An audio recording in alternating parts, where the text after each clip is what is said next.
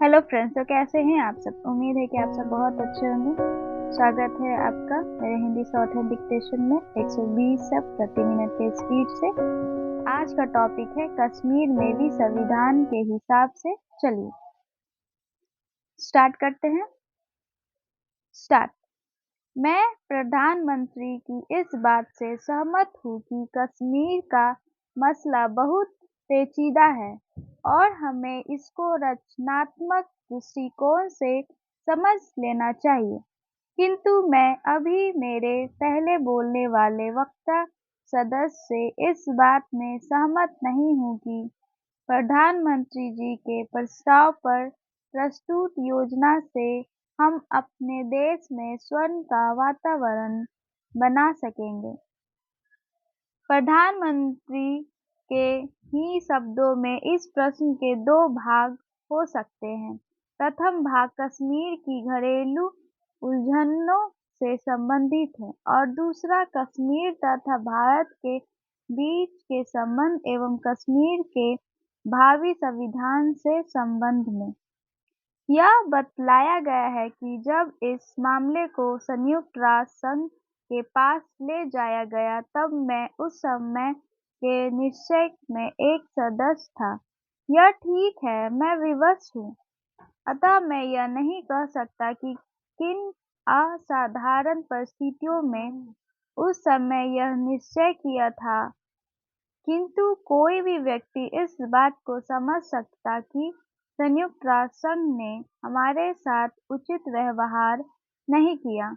उन दिनों हम केवल इसलिए संयुक्त राष्ट्र संघ के समक्ष गए थे कि कश्मीर पर आक्रमणों के संबंध में जिनके पीछे पाकिस्तानी हाथ है, कोई खोज की जाए और उन्हें रोका जाए। कुछ भी हो लगे तो ऐसा रहा है कि हमें संयुक्त राष्ट्र संघ में कुछ भी नहीं मिलेगा। मैं यह सुझाव नहीं दे रहा हूँ कि भारत को संयुक्त राष्ट्र संघ से अलग हो जाना चाहिए। कश्मीर का 1/3 भाग जो कभी भी शत्रुओं के अधिकार में है, झगड़े का विषय है और हम बेबस हैं। ठीक है कि हम शांति प्रिय हैं, पर कहाँ तक? क्या हम इस हद तक शांतिप्रिय हैं कि हम अपनी भूमि पर शत्रुओं का अधिकार सहन करें? अब मैं प्रधानमंत्री जी से पूछना चाहता हूं कि क्या हम इस अधिकृत प्रदेश को वापस ले सकते हैं?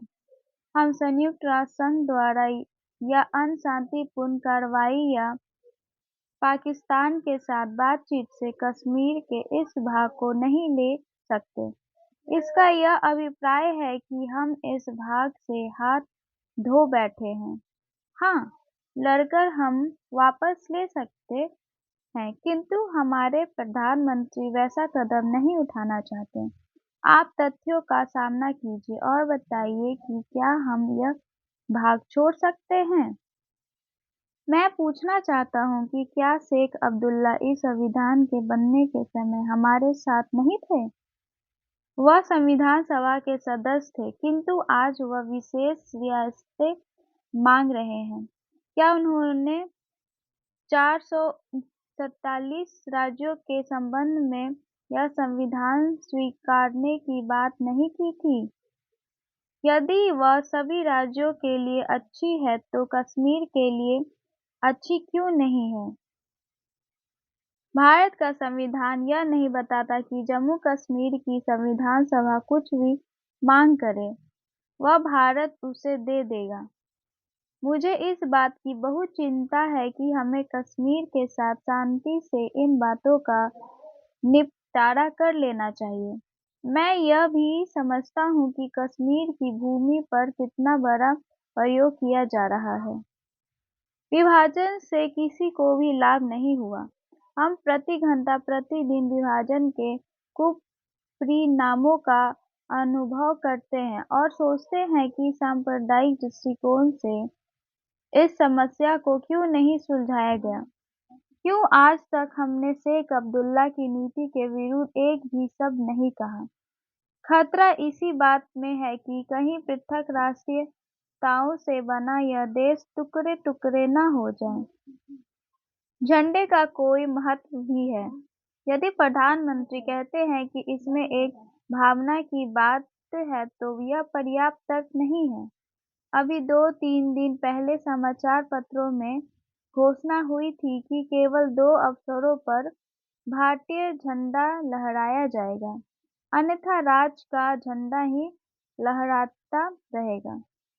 यदि आप ऐसी बात से भारत की सत्ता और संगठन को अप्रभावित समझते हो और यह मानते हो कि बाद में कोई झगड़ा नहीं होगा, तो आप उनकी यह बात स्वीकार कीजिए और सभी के लिए लागू कीजिए, किंतु आप शेख अब्दुल्ला की बात मानकर इसे क्यों लागू करना चाहते हैं?